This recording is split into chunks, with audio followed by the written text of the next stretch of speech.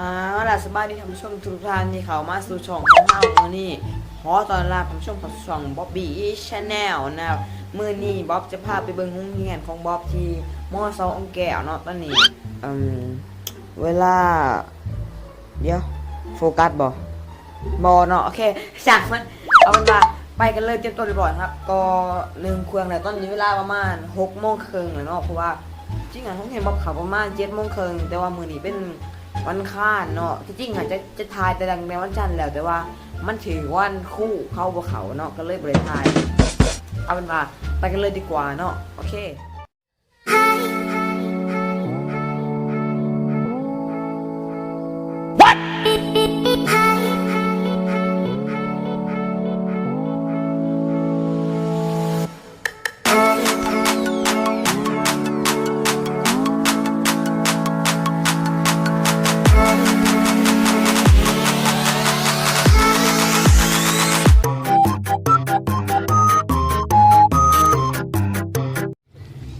นี่คือเหตุการณ์ที่บกขาดคิดพอมาหอโรงเรียนแล้วโรงเรียนปิดอีเชี่ยโอ้ my god วัดคือแบบโล่งเลยไม่มีคนเลยสักคนที่เพื่อนเราเองนะจ๊ะโอ้โหแบบเงียบปิดเลยแบบโอ้ my god คนยังเอาอันนี้อรีถ่ายวิดีโอครับโอ้โหถ่ายเลนส์ป้าย่างขึ้นห้องเฮียนปิดวันนี้ถ่ายผักโอ้ห้าจ้างที่เบอร์แล้วบ่ไม่รู้เก่า777ปิดมาเลยผักอะไรเห็ดกูตั้งมาอุ้มกี่นี่นะลงเลยไม่ถูกทุกคนโอ้ห้าจ้างเลยจันพวกเขาเนี่ยเราคุ้มอะไรเนาะ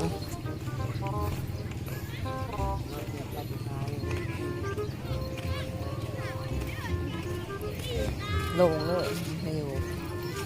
หาม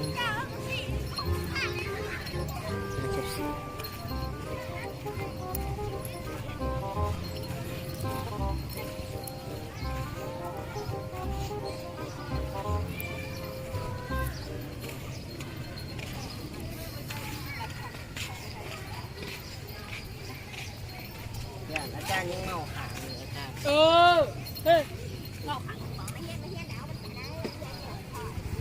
โซโอ้ตาย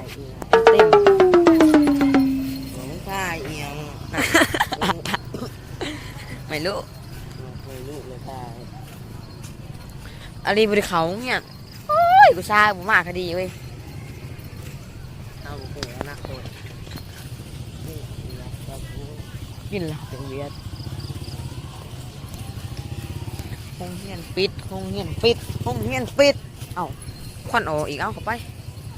มึงเห็นควันเป็นไง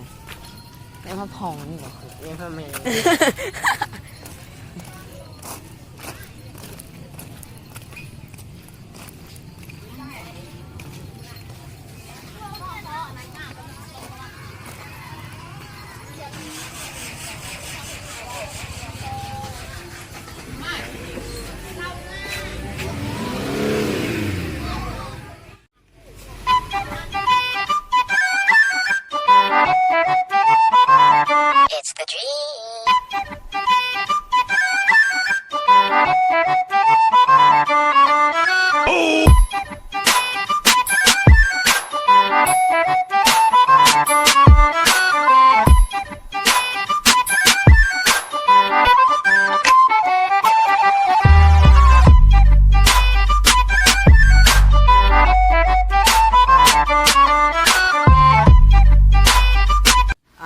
ก็ต้องจบคลิปเพียงเท่านี้เนาะสำหรับใครที่เข้ามาเบิ่งก็อย่าลืมกดไลค์กดแชร์กด Subscribe ให้ช่องของพวกเราด้วยนะครับก็